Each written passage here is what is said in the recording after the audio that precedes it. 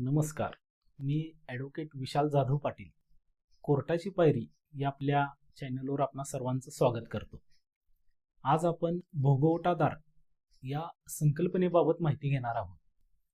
भोगवटादार म्हणजे जमिनीचा मालक किंवा धारक, ज्याच्या नावावरती ती जमीन सरकारी दप्तरी म्हणजे 7/12 उतार्यावरील नोंदलेली असते.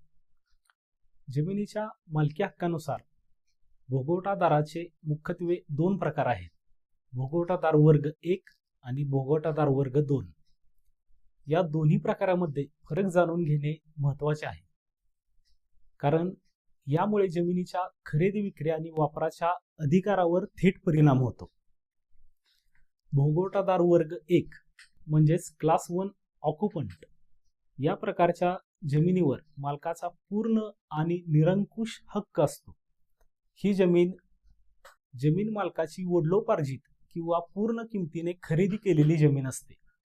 भोगवटादार वर्ग 1 ची जमीन विकण्यासाठी किंवा हस्तांतरित करण्यासाठी कोणत्याही सरकारी परवानग्याची आवश्यकता नसते. या जमिनींना खालसा किंवा बिनदुमला असेही म्हणतात. 7/12 उतार्यावर या जमिनीचे नाव थेट मालकाच्या नावाने नोंदवलेले असते. भोगवटादार वर्ग 2 म्हणजेच क्लास 2 ऑक्युपंट या प्रकारच्या जमिनीवर मालकाचे हक्क मर्यादित असतात आणि ते सरकारकडून निश्चित केलेले अटी आणि शर्तीस अधीन राहून असतात. अशा जमिनी सहसा सरकारने काही विशिष्ट उद्दिष्टांसाठी, जसे की पुनर्वसन, कुळ कायद्याअंतर्गत वाटप केलेली जमीन किंवा वतन जमिनी शेतकऱ्यांना किंवा व्यक्तींना दिलेल्या असतात.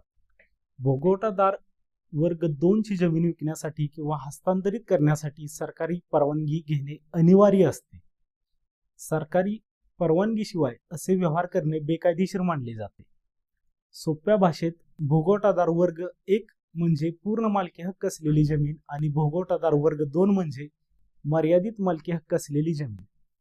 त्यामुळे कोणत्याही जमीन खरेदी करताना किंवा व्यवहार करताना 7/12 उतार्यावर त्या जमिनीचा वर्ग म्हणजेच वर्ग 1 किंवा वर्ग 2 तपासणे खूप महत्त्वाचे आहे. धन्यवाद.